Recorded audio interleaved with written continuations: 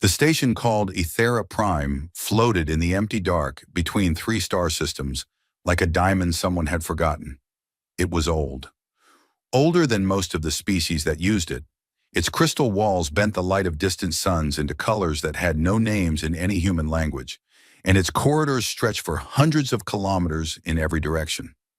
It was the heart of the galactic Concord, the great alliance of over 600 spacefaring civilizations, and it was the most important place in the known universe.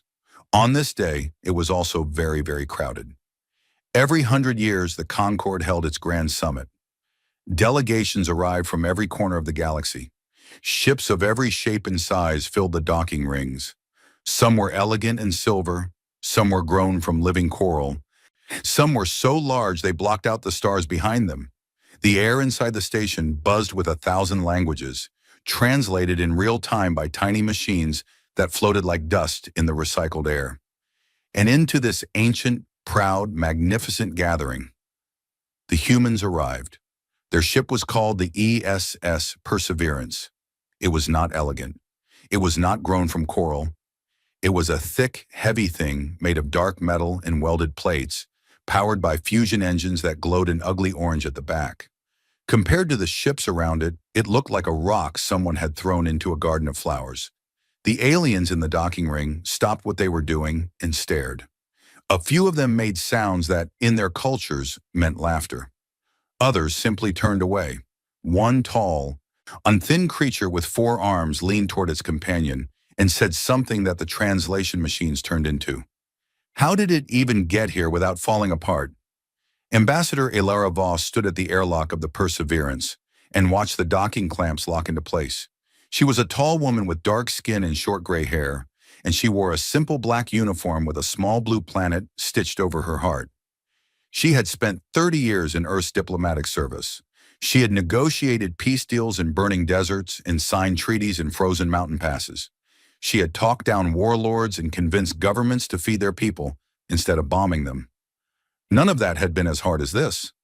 She stepped onto Ethera Prime, and the gravity changed immediately.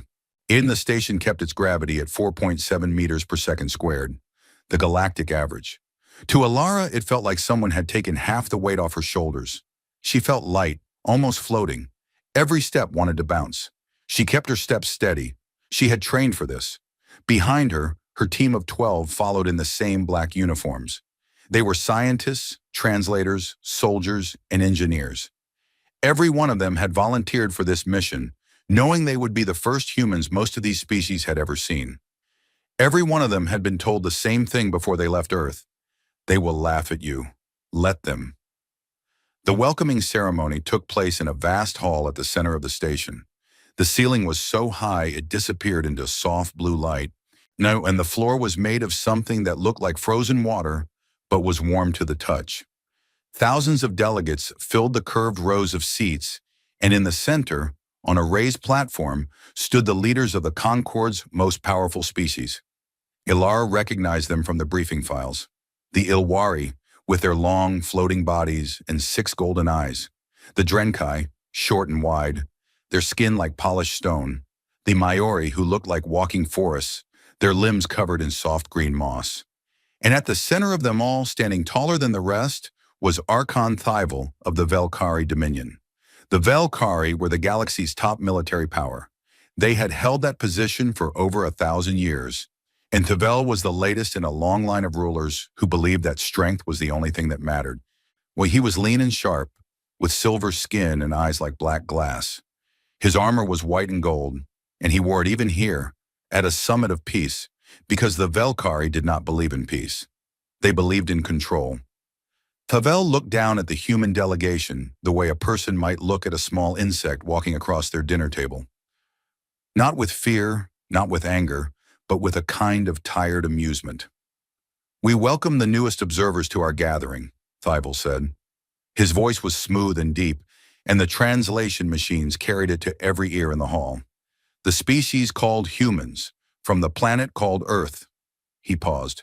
"A small, heavy, wet world at the far edge of an unremarkable arm of this galaxy."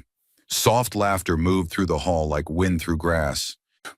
"They have only recently discovered how to travel between stars," Thival continued, And we are told they breathe an atmosphere that would burn the lungs of most civilized species.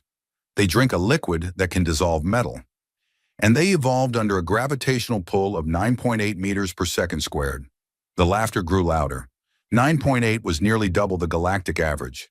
To most species in the room, Earth sounded less like a planet and more like a punishment. Still, Thivel said, and his thin mouth curved into something that was almost a smile, we admire their charming ambition. The hall laughed openly now. Delegates turned to look at the human section, where Alara and her team sat in their plain, black uniforms among the silks and crystals and living fabrics of 600 civilizations. Alara said nothing. She did not stand. She did not argue. She looked at Thivel, and she smiled. A small, calm, patient smile, and she folded her hands in her lap. Beside her, Lieutenant Commander Dio Okafor leaned close and whispered, "They're really enjoying themselves." "Good," Alara whispered back. "Let them enjoy it." The summit lasted 4 days. During that time, the humans were treated like a curiosity. Delegates came to look at them the way visitors at a zoo might look at an unusual animal. They asked strange questions. Is it true you can only live for 80 years? Is it true your bones break and then heal themselves? Is it true you eat the flesh of other animals on your world? The humans answered politely, honestly, and without shame. On the third night, Alara returned to the Perseverance and sealed the door behind her. Night, she walked to the small communications room at the heart of the ship and opened a secure channel to Earth. The face that appeared on the screen belonged to Admiral Jonah Mwangi, commander of Earth's United Defense Command. He was an older man with a shaved head and calm, steady eyes that had seen too many things and forgotten none of them. "How is the summit?" he asked. "They think we're a joke," Alara said. She sat down and rubbed her eyes. The Velkari set the tone. Everyone else followed. Mwangi nodded slowly. "And what do you think?" Alara leaned forward. "I think they're afraid, Jonah. Not of us, of each other. The Velkari control this concord through fear, and every other species is too scared to push back. The alliance is hollow. One good push and the whole thing cracks. And the Velkari themselves. Arrogant, powerful, but arrogant. They haven't fought a real war in 300 years. Their military is big, but it's built for intimidation, not for a real fight. They've never faced anything like us." Mwangi was quiet for a moment. Then he said, "What do you recommend?" "Phase quiet," Alara said. "We stay small. We stay humble. We let them keep laughing. And while they're laughing, we watch, we learn, and we build. When the time comes, they won't see us coming." Mwangi studied her face for a long time. Then he nodded once. "Phase quiet it is. Come home safe, Alara." The channel closed. Alara sat alone in the dark room and listened to the hum of the ship around her. She thought about the laughter in the great hall. She thought about Thivel's smile. And she thought about Earth, heavy, wet, harsh, beautiful Earth, spinning far away in the dark, one full of people who had climbed out of oceans, survived ice ages, cured plagues, split atoms, and dragged themselves to the stars through pure stubbornness and the refusal to give up. They could laugh all they wanted. On the other side of the station, in a small office filled with screens and data, a Velkari intelligence officer named Sirith sat alone. She was younger than most officers at her rank, with the same silver skin as the Archon, but softer features and eyes that were not black, but a deep dark blue. She had been assigned to observe the human delegation since their arrival. It was considered a low-priority task, a joke assignment for a junior officer. But Sirith did not think it was a joke. She had watched the humans for 4 days. She had studied how they walked. Heavy, steady, is grounded in a way no other species in the station moved. She had studied how they spoke, calmly, even when they were being insulted. She had watched their eyes. She had seen the lieutenant commander clench his fists under the table when Thivel mocked them. And she had seen the ambassador place her hand on his arm, and she had seen him relax. Discipline, real discipline. Not the kind that came from obedience, but the kind that came from choosing to be still when everything inside you wanted to move. Sirith opened her personal log and began to write. Day 4 of human observation. Summary of findings. The human delegation has been polite, cooperative, and patient under repeated social provocation. They have shown no aggression, no defensiveness, and no visible emotional distress. She paused. Her fingers hovered over the input screen. But there is something else, something I cannot fully explain in this report. In every interaction, every conversation, every moment of mockery they endured, I watch for the one reaction that every lesser species shows when faced with the contempt of a superior power. She wrote the next words slowly. They did not flinch. Every lesser species flinches. Every one. It is the natural response to feeling small in the presence of something greater. But these humans did not flinch. Not once. Not even a little. She stared at the words on the screen. Then she added one final line. I do not think they believe they are small. She saved the log, turned off the screen, and sat in the dark for a long time, thinking about a species that breathed poison, drank acid, on and lived under a gravity that would crush half the galaxy, and somehow still had the nerve to smile when the most powerful civilization in the known universe laughed in their face. Something about that made Sirith very, very uneasy. 18 months passed, and Earth did exactly what Alara Voss had promised. It stayed quiet. It stayed small. It smiled and nodded and asked polite questions, and the galaxy slowly, comfortably, forgot to be curious about the heavy little species from the far edge of the spiral arm. But Earth did not forget about the galaxy. It started with trade. Human merchants began appearing at stations and ports across Concord space, selling things no one expected to want. Simple things. Cooking spices that made Ilwari food taste like something new. Music that the Maori said made their moss bloom. On fabrics woven from earth cotton that felt softer than anything the Drenkai had ever touched. Small things. Harmless things. The kind of things that made people smile instead of worry. And then came the engineering. The first species to notice was the Torvani, a quiet, peaceful civilization that ran cargo routes through the outer systems. Their stations were old and always breaking down, and they could never afford the expensive repairs that Velkari-approved contractors charge. So when a human engineering company offered to rebuild their main docking hub for a fraction of the price, the Torvani said yes without thinking much about it. 6 months later, a micrometeorite storm hit the Torvani station, the same kind of storm that had torn apart their old structures twice before. The station shook. Alarms went off. The Torvani rushed to check the damage. There was no damage. The human-built sections had held perfectly. Not a single crack, not a single breach. The walls, the supports, the seals, everything the humans had built was still standing, untouched, as if the storm had never happened.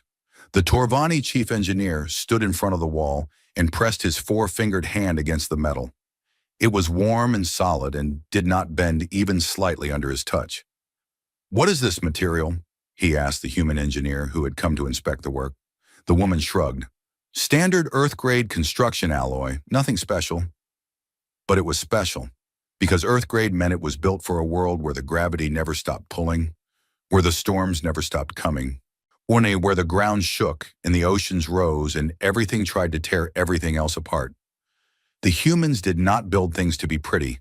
They built things to survive.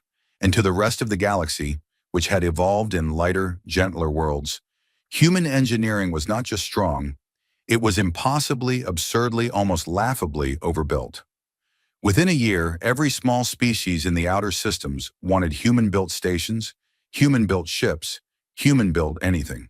The word spread through trade lanes and market stations like a song everyone wanted to hear. If you want something that will not break, call the humans. The Velkari noticed, of course, but Archon Thival dismissed it as beneath his attention. Let them play with their hammers and nails, he told his council. They are builders, not warriors. There is no threat in a species that sells cooking spices. He was wrong about that, but it would take time for him to learn it. The lesson began in a place called the Reth Expanse, a stretch of empty space between 3 trade routes where pirates like to hide. The worst of them were the Rekthari, a fast, violent species that attacked cargo ships, stole what they could, and killed everyone they did not need. Everyone in the Concord knew the Rekthari were funded and protected by the Velkari, who used them to keep the smaller species afraid and dependent. But no one could prove it, and no one was brave enough to try. Commander Raya Singh was not worried about bravery.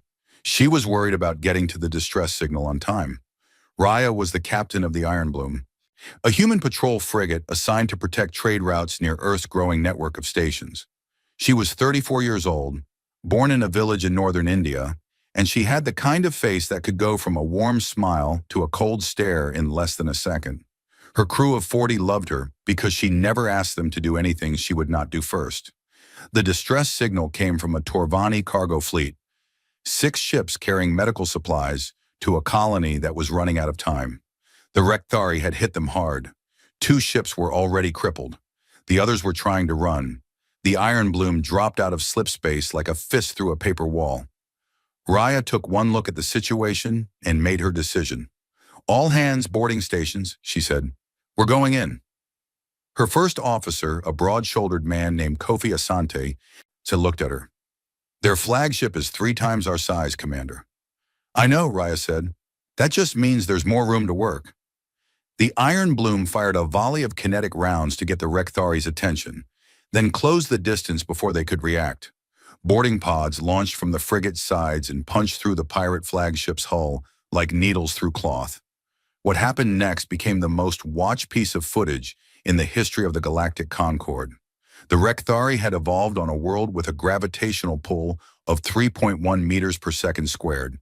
They were fast, light, and vicious, perfect predators in low gravity. Their ship's internal gravity was set to their native standard, which meant everything inside felt light and floaty, and the Rekthari moved through it like ghosts. And then the humans came through the walls. 40 men and women in black combat armor stepped into the pirate ship and started walking forward. That was all they did at first. They just walked. But in 3.1 gravity, every human step was a controlled explosion of force. Their boots cracked the floor plates. Their movements were fast, precise, and impossibly powerful compared to everything else on that ship. The Rekthari attacked with blades and pulse weapons. They were brave, in their way, but they had never fought anything from a high-gravity world before. A Rekthari raider swung a cutting blade at a human marine named Corporal Yuki Tanaka. Yuki caught the blade with her armored hand, squeezed, and the weapon bent like wet paper. Then she pushed the raider away from her with one arm, and he flew backward 4 meters and hit the wall hard enough to leave a dent. It was not a battle. It was a demonstration. The humans moved through the pirate ship in a single steady line. They did not rush. They did not shout. They cleared each room, each corridor, each deck, with the calm, professional silence of people doing a job they had trained for. The Rekthari fought, ran, surrendered, and hid. None of it mattered. The humans found all of them. 11 minutes. That was how long it took from the first breach to the last Rekthari dropping their weapon. Raya Singh walked onto the bridge of the pirate flagship and looked at the Rekthari captain, who was on his knees with his arms behind his head. She did not hit him. She did not threaten him. She simply said, "Your raiding days are over. Doi, the people you attacked are under our protection." Then she turned to Kofi and said, "Get the medical supplies to the Torvani. They've waited long enough." The footage leaked within a week. Someone on the rescued Torvani ships had recorded parts of the battle through external cameras, and the video spread across every network in the Concorde like wildfire. The galaxy saw humans walk through low gravity like giants. They saw a woman catch a blade with her bare hand. They saw 40 people take a warship in 11 minutes, and they stopped laughing. On Aethera Prime, Ilara Voss used the moment perfectly. She petitioned the Concorde Assembly to upgrade Earth's status from observer to full member, arguing that humanity had proven its commitment to galactic security. Where the rules said a species had to wait 50 years before being considered for full membership. Ilara did not care about the rules. She cared about the look in the other delegates' eyes when they watched the footage of Raya's Marines walking through that pirate ship. Archon Thivel stood in the assembly and objected. "This is premature," he said, his voice harder than usual. "One skirmish does not make a civilization worthy of a seat at this table." Ilara stood and faced him. "You are right, Archon. One skirmish does not. But 8,000 years of surviving on a world that tried to kill us every single day, that might." The vote passed. Earth became a full member of the Galactic Concorde, and Thavel could do nothing but watch. Afterward, in the corridors outside the assembly hall, a Maori delegate approached Alara. The Maori was old, and with deep green moss covering every part of its body, and it moved slowly and carefully, the way ancient things do. "Ambassador Voss," it said in a voice that sounded like wind through leaves, "I have been alive for 600 of your years. In that time, I have watched 12 species rise and fall in this concord. Do you know what the ones that fell had in common?" Ilara shook her head. "They were afraid to be themselves," the Maori said. "They tried to become like the Velkari. They tried to be sharp and cold and powerful in the way the Velkari are powerful. And it destroyed them, because they were not built for it." The old creature studied her with its deep, amber eyes. "Do not make that mistake, Ambassador. Whatever you are, be that fully. The galaxy needs something new." Ilara thanked the Maori and walked back to her ship. I was thinking about those words. Far away, on a Velkari military station, Cirith sat in her office and read the intelligence report on the Wreath Expanse incident for the 7th time. She had been promoted since the summit, not because anyone valued her work on humans, but because she was good at her job in general.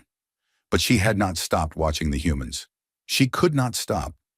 Now she had been given a new assignment: assess humanity as a potential threat to the Velkari Dominion. Her superiors expected a short report, something dismissive, something that would confirm what everyone already believed, that humans were a minor species with one lucky battle and no real power. Cirith did not write a short report. She spent 3 months studying everything she could find about Earth and its people. She read their history, all of it, going back thousands of years. She read about their wars, their plagues, their famines, their ice ages. She read about how they had nearly destroyed themselves with nuclear weapons and then chosen not to. She read about how they had poisoned their own atmosphere and then spent a century cleaning it. She read about how they had survived extinction events that would have ended most species in the galaxy. And she noticed something that made her blood go cold. Every time the humans were knocked down, they got back up, every single time. No matter how hard the fall, no matter how deep the loss, no matter how impossible the situation looked, they stood back up and kept going. It was not courage. Courage was a decision. This was something deeper, something built into the very bones of the species, but shaped by millions of years of living under a gravity that never stopped pulling them down. They did not know how to stay down. It had been beaten out of them by their own world. Cirith finished her report. It was 140 pages long. The conclusion was simple, and she wrote it in the clearest language she could. Recommendation: do not provoke the humans, under any circumstances. They are not a threat if left in peace. But if pushed, if cornered, if given a reason to fight, they will respond with a force and a determination that this Dominion is not prepared to face. This is not speculation. This is their history. This is what they are. She sent the report to Archon Thivel's office. She waited for a response. It came 2 days later, a single line from one of the Archon's aides. "Tone, the Archon has reviewed your report and found it overly cautious. Assignment closed. Return to standard duties." Cirith stared at the message for a long time. Then she closed her screen and sat in the silence of her office. And she was afraid. Not of the humans. Of what was going to happen when the Archon finally gave them a reason to stop smiling. 6 months later, the Archon made his move. It began with the Narial Corridor, a long, narrow stretch of space between the inner systems and the outer colonies. Nearly a third of all trade in the Concord passed through the corridor, and whoever controlled it controlled the flow of food, medicine, fuel, and information to dozens of species. For centuries, the corridor had been neutral territory, kept open by agreement and mutual need. Archon Thivel ended that agreement on a Tuesday. 300 Velkari warships dropped out of slip space at both ends of the corridor and formed a blockade so thick that not even light seemed to pass through it.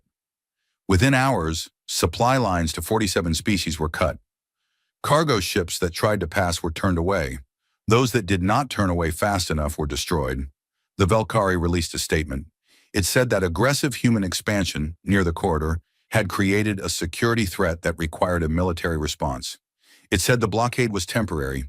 It said the Concord should be grateful that the Velkari were willing to protect galactic stability. It was all lies and everyone knew it, but knowing and doing something about it were two very different things. The first 3 days passed in a haze of panic and politics. Emergency sessions were called at Ethera Prime. Delegates shouted, proposals were made and rejected. The smaller species begged for help. The larger ones looked at the floor and said nothing. Everyone waited for someone else to go first. No one went first. On the 4th day, 3 human civilian freighters entered the Narial corridor. They were not warships, they were cargo vessels. Big, slow, sturdy ships carrying food, water, and building materials to a human colony on the other side. They had families on board, workers, engineers, teachers, children. The Velkari blockade commander sent them a warning: turn around or be fired upon. The freighter captains responded that they were civilian ships in neutral space and had every right to pass. The blockade commander gave them 60 seconds. The freighters tried to turn. They were big ships, heavy and slow, and 60 seconds was not enough time. The Velkari opened fire anyway. All 3 ships were destroyed in less than 30 seconds. 1,214 people died. Among them were 183 children, the youngest only 4 months old. The news reached Earth 7 minutes later, and Earth went quiet. Not the quiet of fear, not the quiet of shock. Something else. Something the galaxy had never heard before and did not understand. It was the quiet of a species that had spent 18 months smiling, nodding, building and trading, and had just been given a reason to stop. On Ethera Prime, Elara Voss received the news in her office. She read the report once. She read the list of names. She put the report down on her desk, placed both hands flat on the surface, and closed her eyes. She stayed that way for a long time. When she opened her eyes, they were dry and clear and very, very still. She called Admiral Mwangi. "I saw it," he said before she could speak. His voice was the same as always, steady, measured, controlled. But there was something underneath it that Elara had never heard before. Something that sounded like the deep, low hum of a machine warming up. "Come home, Elara, but not yet. There's something you need to do first." "I know," she said. The next morning, Elara Voss stood before the full assembly of the Galactic Concord. The hall was packed. Every seat was filled. Even the species that usually could not be bothered to attend were there, because everyone knew something was about to happen, even if they did not know what. Elara wore her black uniform. No medals, no decorations, and no symbols of rank, just the small blue planet over her heart. She carried a single data pad in her hand. She did not make a speech. She did not argue. She did not accuse. She read names. David Chen, age 42. Engineer. Father of 2. Her voice was clear and calm and carried to every corner of the hall. Amara Osei, age 29. Doctor. She was pregnant. The hall was so silent that the recycled air seemed to stop moving. Yuto and Hana Kobayashi, ages 6 and 8. They were brother and sister. They were traveling to join their father at the colony. She read every name, every age, every small detail that turned a number into a person. It took almost 40 minutes. No one interrupted her. No one moved. Even Thival's representatives sat frozen in their seats, their silver faces unreadable. When she finished, Elara put the data pad down and looked at the assembly. Not at the Velkari section, at everyone else. "We came here in peace," she said. "We asked for nothing but a seat and a chance. We traded fairly. We built things that helped your people. We protected your ships when no one else would." She paused. "And now 1,200 of our people are dead, including children, and you sat in this hall and did nothing to stop it." She let the words settle like stones sinking into deep water. "We will remember that," she said. "Not with anger, not with hate. We will simply remember, and we will act accordingly." She turned and walked out of the hall. She did not look back. Within hours of Elara's speech, the Concord began to crack. Not loudly, not publicly, but in the quiet spaces between official channels. And the Torvani reached out first. A coded message to the human embassy offering full access to their supply depots and repair stations. The Maori followed, opening their ancient sensor networks to human ships. The Drenkai, who had said nothing in the assembly, sent a single message: "We stand with those who build." Tell us what you need. 12 more species followed within a week, then 20, then 30, all of them reaching out through secret channels, offering intelligence, resources, docking rights, and safe passage through their territory. None of them did it publicly because they were still afraid of the Velkhari. But they did it. The Velkhari's alliance, which had seemed so solid for 1,000 years, was rotting from the inside. And Thibault, who was very good at intimidation, but very bad at understanding why people did things, he did not see it happening. On Aethera Prime, Cyrith saw it. She saw the secret messages, the quiet meetings, the shifts in trade patterns that meant species were rerouting their supplies away from Velkhari-controlled space. She tried to warn her superiors. They told her she was being paranoid. Cyrith was not paranoid. She was terrified. Not of the political shifts, but of what she had learned about humans in the months since her report was dismissed. She had kept studying them. She could not help it. She had read about something humans called the sleeping giant, a phrase from one of their old wars, used to describe what happened when a peaceful nation was attacked without warning. The idea was simple. Some things are safe to poke, and some things are not. And the worst mistake you can make is to assume that something quiet is something weak. The Archon had poked the sleeping giant, and now Cyrith could hear it waking up. Back on Earth, Admiral Jonah Mwangi stood in a room deep beneath the surface of the moon. The room was cold and gray and had no windows. Around a long metal table sat the 12 highest-ranking officers in Earth's United Defense Command, the War Council of Sol. There was no shouting, no pounding on tables, no dramatic speeches. That was not how humans fought wars. These were people who had grown up under a gravity that punished waste and rewarded efficiency. Every word they spoke was chosen carefully. Every plan they made was built to last. Mwangi stood at the head of the table and laid out the situation in plain language. The Velkhari had killed 1,200 civilians. The Concord would not help. Earth was on its own. The question, he said, is not whether we respond. The question is how completely. General Sarah Chen, commander of the fleet, spoke first. We have the ships. We've been building them for 20 years. The Velkhari don't know about them, said Director Kwame Aji, head of intelligence. Their scouts haven't come within 10 light years of the Belt shipyards. They still think our Navy is 100 patrol frigates. How many do we actually have? Asked Admiral Priya Nair. Mwangi looked at Chen. She pulled up a display. 412 capital ships, she said. 2,000 support vessels. 80,000 Marines. All trained, all equipped, all ready. The room was quiet for a moment. And not surprised, and they all knew the numbers. But hearing them out loud in this room, at this moment, made the air feel heavier. The Velkhari fleet at the Nariel Corridor numbers roughly 1,200 ships, Ajay said. They expect no challenge. Their formations are wide, designed for intimidation. They are not in a war posture. They don't think anyone would dare, Nair said. They're wrong, Mwangi said simply. The plan took 3 hours to finalize. It was not complicated. Human war plans rarely were. Complexity was a luxury for species that had never been punched in the mouth. Humans preferred plans that were simple, direct, and hard enough to break anything they hit. When it was done, Mwangi dismissed the council and stood alone in the empty room. He thought about the list of names Alara had read. He thought about the children. He thought about the 4-month-old baby, whose name he had memorized and would never forget. Then he picked up his communicator and gave the order. Deep in Earth's asteroid belt, between the orbits of Mars and Jupiter, something stirred. The asteroids there had been hollowed out decades ago, turned into factories and shipyards hidden behind rock and silence. No alien sensor had ever detected them. No Velkhari spy had ever come close.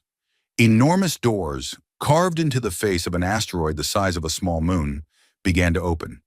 Light spilled out from inside. The blue-white glow of fusion engines warming up, hundreds of them, filling the darkness with a light that grew brighter and brighter until it outshone the distant sun. Ships began to emerge. Not the small, heavy, rough-looking ships the galaxy had laughed at. These were something else entirely.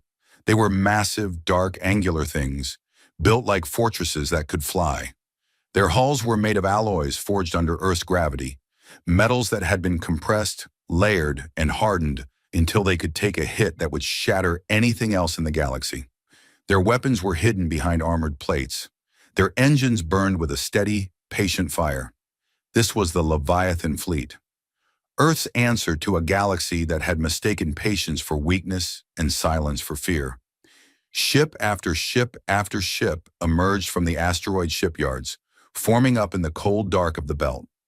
412 capital ships, 2,000 escorts, 80,000 Marines in their heavy black armor, sitting in drop bays and checking their weapons with the calm, a practiced hands of people who had trained for this moment their entire lives. On the bridge of the flagship, the ESS Pillar of Dawn, Admiral Mwangi stood with his hands behind his back and looked out at his fleet. His face showed nothing. His voice, when he spoke, was quiet enough that only the officers nearest to him could hear it. "Bring them to heel." The fleet moved. 412 ships turned toward the Nariel corridor, and the stars seemed to hold their breath. In her quarters on Athera Prime, Sireth felt her communicator vibrate. She picked it up and read the intelligence alert. Human fleet movements detected near their asteroid belt. Massive energy signatures. Hundreds of ships. She put the communicator down and sat on the edge of her bed.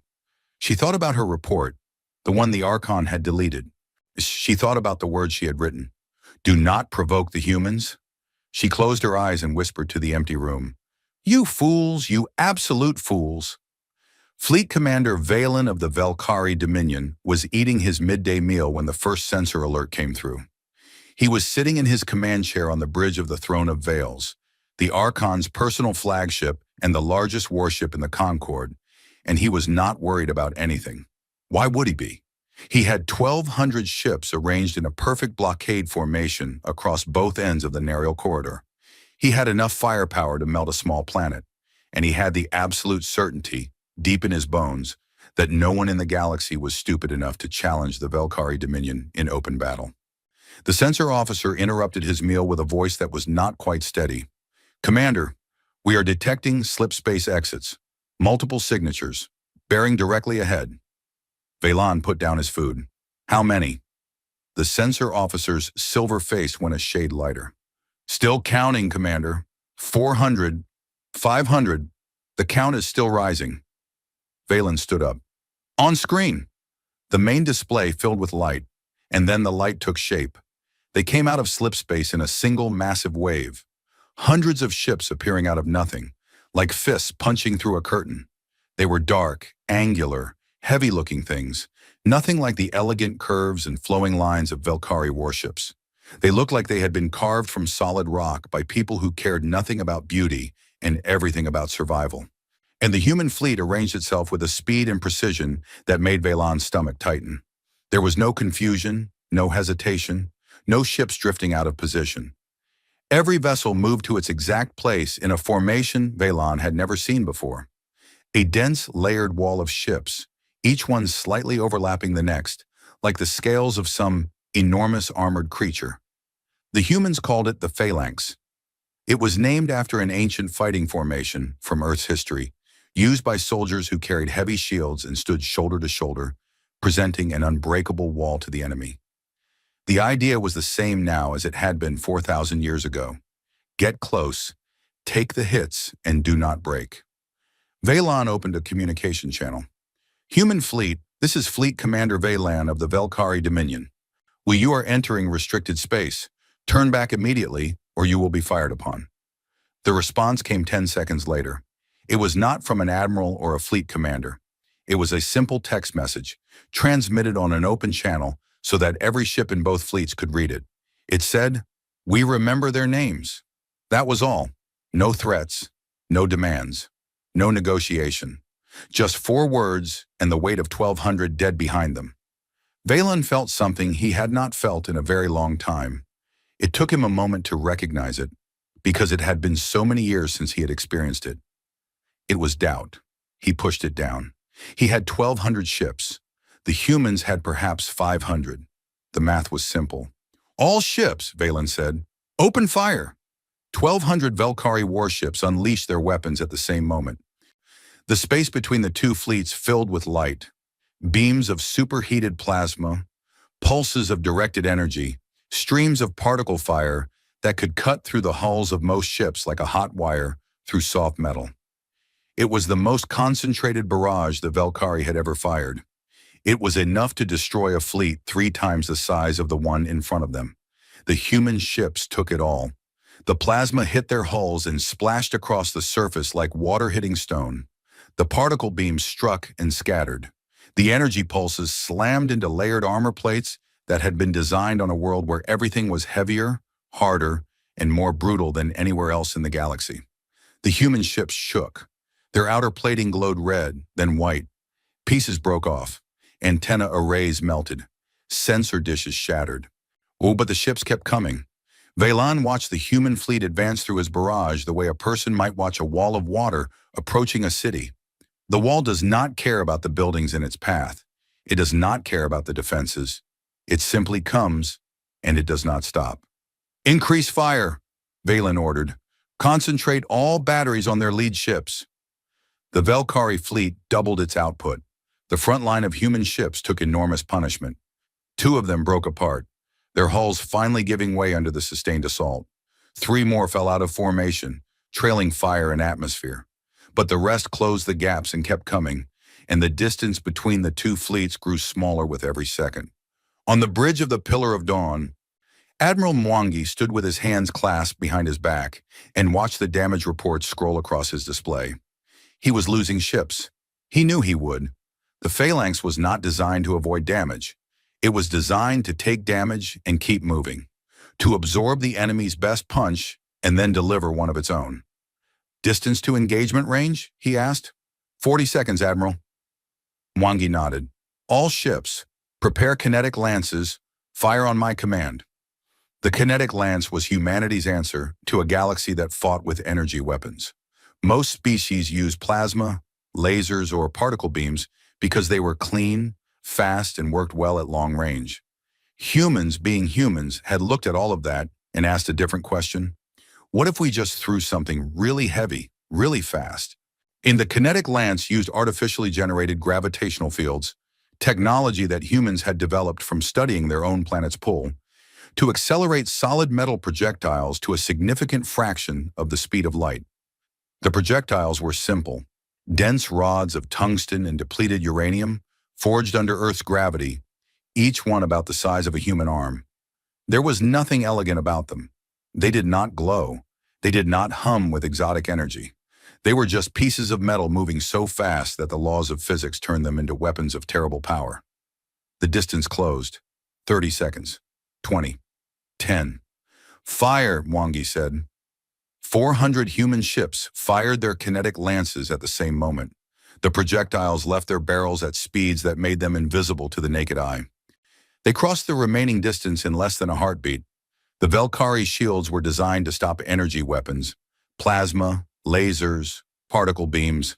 The shields absorbed them, dispersed them, turned them into harmless heat. They were the best energy shields in the galaxy, and the Valkyrie were very proud of them. They had never been hit by a solid object moving at 20% of the speed of light. The kinetic rounds went through the Valkyrie shields like they were not there. They punched through hulls, through decks, through engine rooms and ammunition stores and bridge compartments. Ships that were hit did not explode gracefully the way they did in alien stories. They came apart. They shattered. They broke into pieces that spun away into the dark, and the pieces broke into smaller pieces, and the smaller pieces became dust. In the first volley alone, 212 Valkyrie ships were destroyed or crippled beyond recovery. The formation that had seemed so perfect, so overwhelming, suddenly had holes in it. Great gaping wounds where ships had been a moment ago and were now nothing but expanding clouds of debris. The Valkyrie fleet recoiled. For the first time in living memory, a Valkyrie battle formation broke. Ships pulled back, scattered, tried to regroup, but the humans did not give them time. The phalanx surged forward into the gaps, and at close range the kinetic lances fired again and again, each volley tearing new holes in the Valkyrie lines. Valan screamed orders from the bridge of the Throne of Veils: regroup, reform, concentrate fire. But his captains were panicking. They had never been hit this hard by anything. Their shields were useless. Their elegant long-range weapons could not stop the human ships from getting close, and at close range the humans were a nightmare. The battle raged for hours, but the outcome was decided in the first 5 minutes. The Velkhari had built their entire military around one idea, that energy weapons were the ultimate form of space combat. The humans had built their military around a different idea, that the universe is made of matter, and if you throw matter hard enough, nothing can stop it. While the fleets tore at each other in the dark, Commander Raya Singh was already on the move. Her frigate, the Iron Bloom, had slipped through the chaos of the main battle and positioned itself alongside the Throne of Veils. The flagship was enormous, 5 kilometers long, bristling with weapons and armor. But it was also slow, and in the confusion of the battle, its escort ships had scattered. Raya looked at the flagship on her tactical display. "Boarding pods ready." "Ready, Commander." She keyed her communicator. "All Marines, this is Singh. We are boarding the enemy flagship. Objective? Bridge. Rules of engagement. Defend yourselves, but take prisoners where possible. These people are soldiers, not monsters. Treat them accordingly." She paused and then added, "And turn on your gravity generators. Let's show them what 1G feels like." The boarding pods launched. They hit the Throne of Veils along its midsection, cutting through the hull and depositing squads of human Marines inside the ship. The Marines activated their portable gravity generators immediately. Small devices built into their armor that projected a field of Earth-standard gravity in a radius around them. Inside the Throne of Veils, the gravity suddenly doubled. The Velkhari soldiers, who had evolved and trained in 0.4G, felt the change instantly. Their legs buckled. Their arms dropped to their sides. Their weapons, which had felt light and easy a moment ago, became heavy, clumsy things they could barely lift. Some of them fell to the floor and could not get up. Others stumbled against walls, gasping, their hearts straining to pump blood through bodies that were suddenly twice as heavy as they were supposed to be. The humans walked through them. That was the part that the Velkhari survivors would talk about for generations. The humans did not run, and they did not charge. They walked, steady, calm, unhurried, through corridors where the gravity was set to the level of their homeworld. This was normal for them. This was comfortable. They moved the way they moved every day of their lives, with the heavy, grounded steps of a species forged by a world that never stopped pulling them down. Raya led from the front. Her boots rang on the metal floor with each step, and the sound echoed through the corridors ahead of her like a drum beat. Velkhari soldiers heard that sound coming, and many of them simply dropped their weapons and stepped aside. Not because they were cowards, but because they could see in the way the humans moved that resistance was pointless. Those who did fight found out what it meant to face a Deathworld species in their natural gravity. A Velkhari officer fired a pulse weapon at Raya from 10 meters away. The shot hit her chest armor and scorched the surface but did not penetrate. Raya kept walking. She reached the officer, took the weapon from his hands, gently, almost carefully, and set it on the floor. "Sit down," she said. "It's over." He sat down. His legs were shaking too badly to do anything else. The bridge of the Throne of Veils was behind a set of heavy blast doors designed to withstand a direct torpedo strike. Raya stood in front of them and considered her options. She could breach them with explosives. She could cut through them with plasma torches. Or she could wait. She did not have to wait long. The doors opened from the inside. Cirith stood on the other side. The Velkhari intelligence officer looked at Raya with her deep blue eyes. She was breathing hard. Not from fear, but from the gravity, which was pressing down on her like a hand on her chest. She held no weapon. Her hands were open at her sides. "The bridge is yours," Cirith said. "Commander Valen has been restrained by his own officers. They do not wish to die for a battle that is already lost." Raya studied her for a moment. "You opened the doors?" "Yes." "Why?" Cirith almost smiled. It was a tired, sad, knowing expression. "Because I read your history, Commander. All of it. Every war, every battle, every time someone thought they could beat you by being bigger, or faster, or more advanced." She took a shaky breath under the weight of Earth's gravity pressing down on her. "I know what happens to those who corner your kind. I choose to live." Raya nodded. "A smart choice." She stepped past Cirith and onto the bridge. The battle, in which would come to be known as the Battle of the Narial Corridor, lasted 9 hours from start to finish. When it was over, the Velkari had lost over 700 ships. The rest had surrendered or fled. The blockade was broken. The corridor was open. Earth had lost 61 ships and 4,312 people.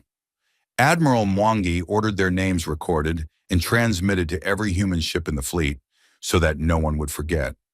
Across the galaxy, every species with a receiver watched the battle footage. They watched human ships walk through plasma fire. They watched kinetic lances shatter shields like glass. They watched human marines walk through doubled gravity while Velkari soldiers collapsed around them.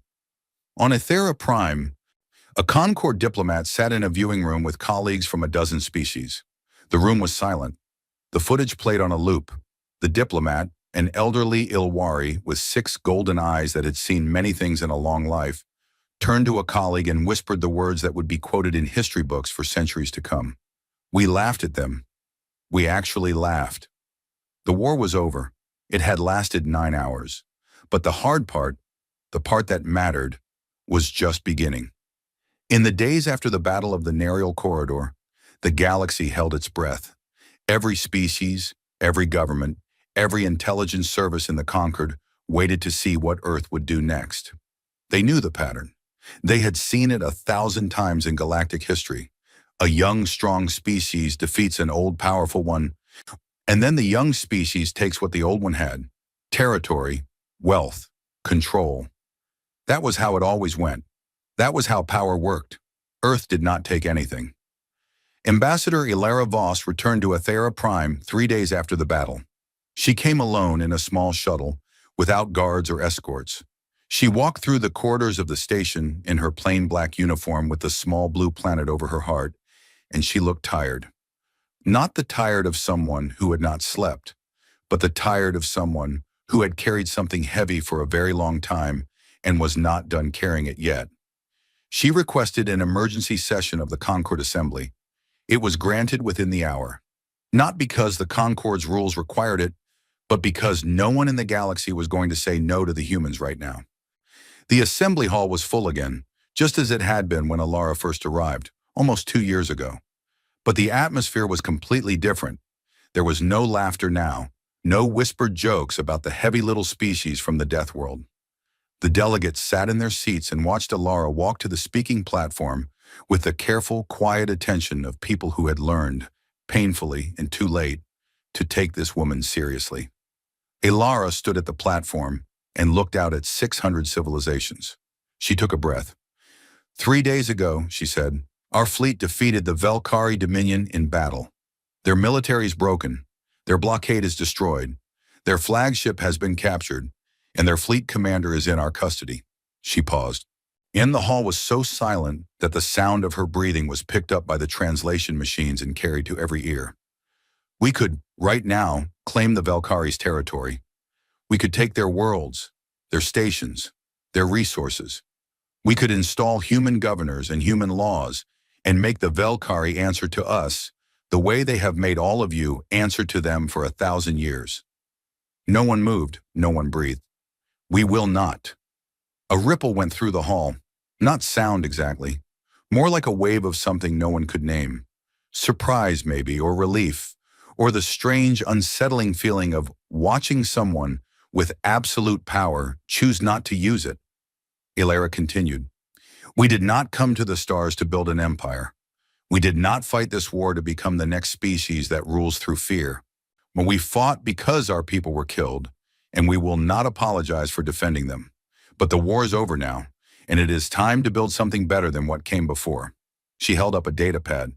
This is a document we are calling the Terran Accords. It is a proposal for a new framework for this Concord. One built not on the power of the strongest species, but on the idea that every civilization, no matter how small, no matter how new, no matter what kind of world they come from, deserves a voice, a vote, and the protection of the whole.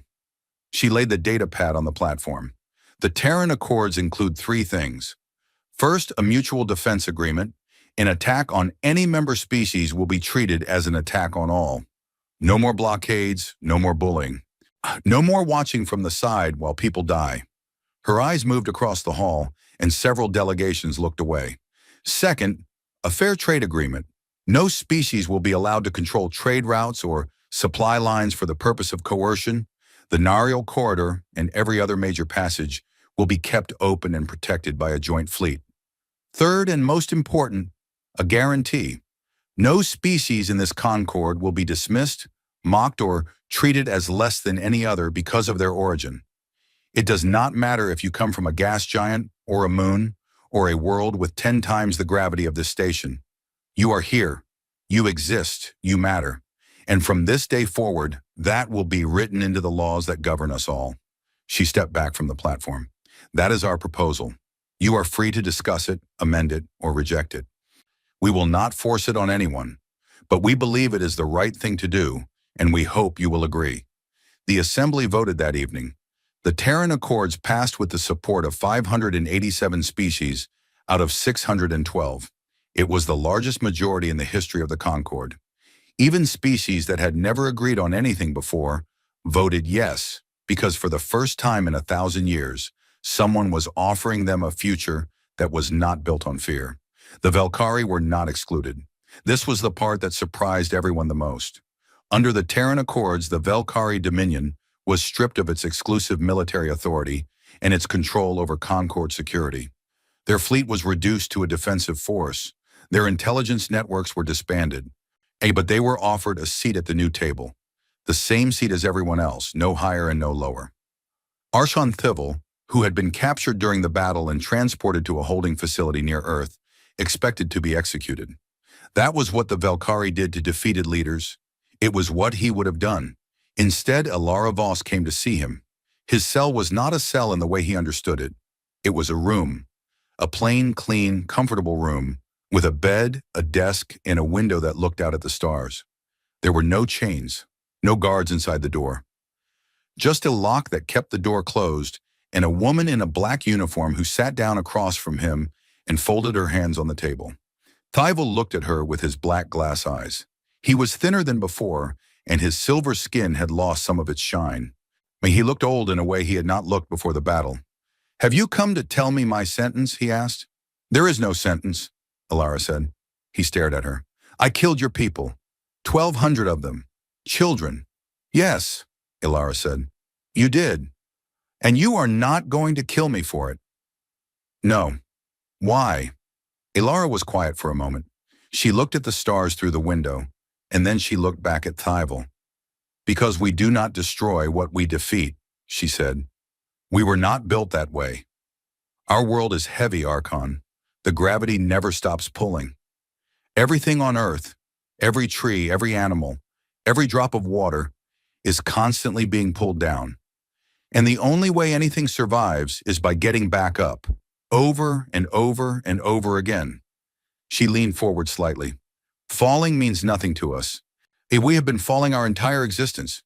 The only thing that matters is whether you stand back up. And that is what we are offering you, the chance to stand up. Not as a ruler, not as a conqueror, as an equal. It is your choice whether to take it." Thivel said nothing for a long time. Then he looked down at his hands and something in his face changed. Something small and private, like a door opening in a room that had been locked for a very long time. "I do not understand you," he said quietly. "I have ruled for 40 years, and I do not understand a species that has the power to crush its enemy and chooses mercy instead." "Then perhaps," Alara said, standing up, "it is time you learned." She left the room. Behind her, Thivel sat alone and stared at the stars. And for the first time in his life, he felt the weight of something that had nothing to do with gravity. 6 months later, Cirith became the first Velkhari liaison to Earth. It was a new position, created under the Terran Accords, and she had volunteered for it because she was the only Velkhari who had been studying humans long enough to not be terrified of them. She was still nervous, but nervous was better than terrified. The shuttle descended through Earth's atmosphere on a morning in late spring. Cirith watched through the window as clouds parted, and a landscape of blue oceans and green continents spread out below her. It was beautiful. From up here, it looked gentle. Then the shuttle landed, and Cirith stepped outside, and the gravity hit her like a wall.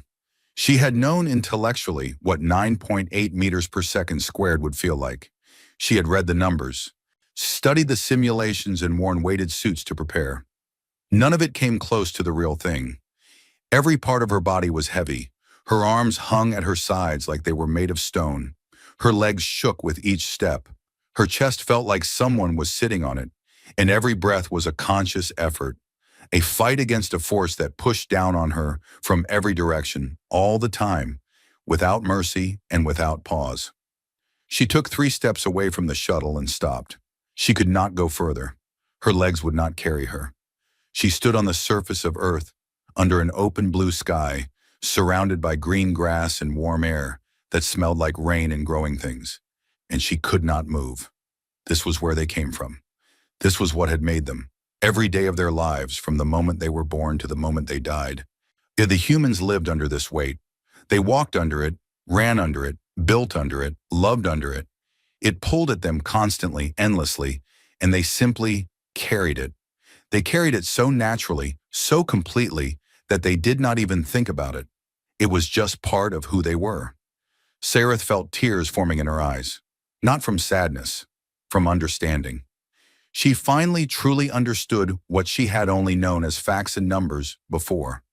She understood why the humans were the way they were, why they could take a punch that would shatter anyone else, why they could lose everything and get back up, why they could have the power to rule the galaxy and choose to help it instead. They had been carrying the weight of their world their entire existence. The weight of the galaxy was nothing compared to that. A small figure appeared in front of her, a human child, maybe 5 or 6 years old, with dark curly hair and wide brown eyes. The child looked up at Sareth, at this strange, silver-skinned alien woman standing on trembling legs in the middle of a field, and held out a hand. "Do you need help?" the child asked. Sareth looked at the small hand.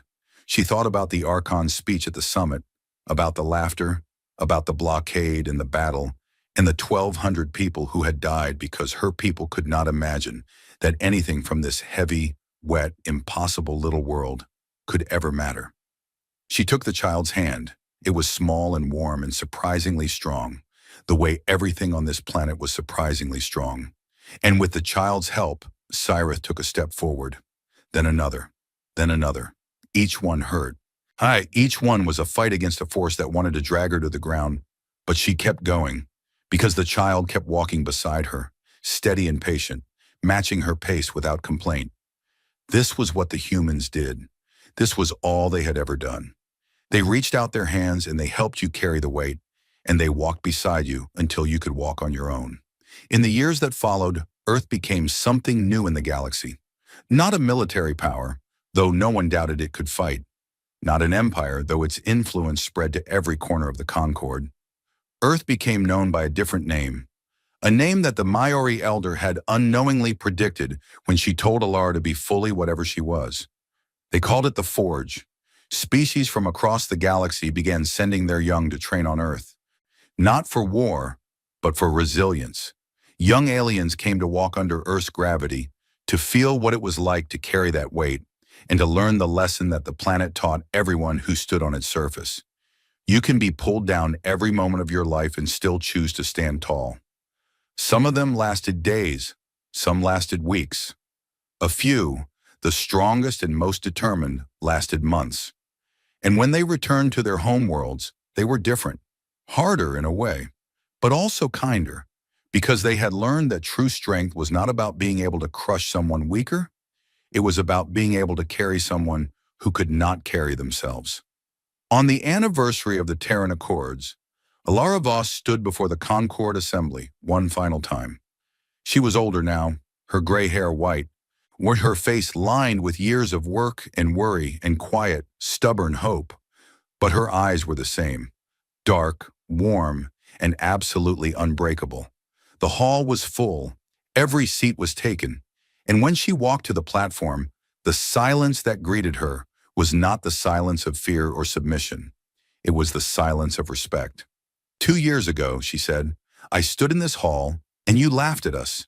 You laughed at our ship, our world, our gravity, our ambition, and I want you to know something. She smiled in the same small, calm, patient smile she had worn on her first day at Ethera Prime.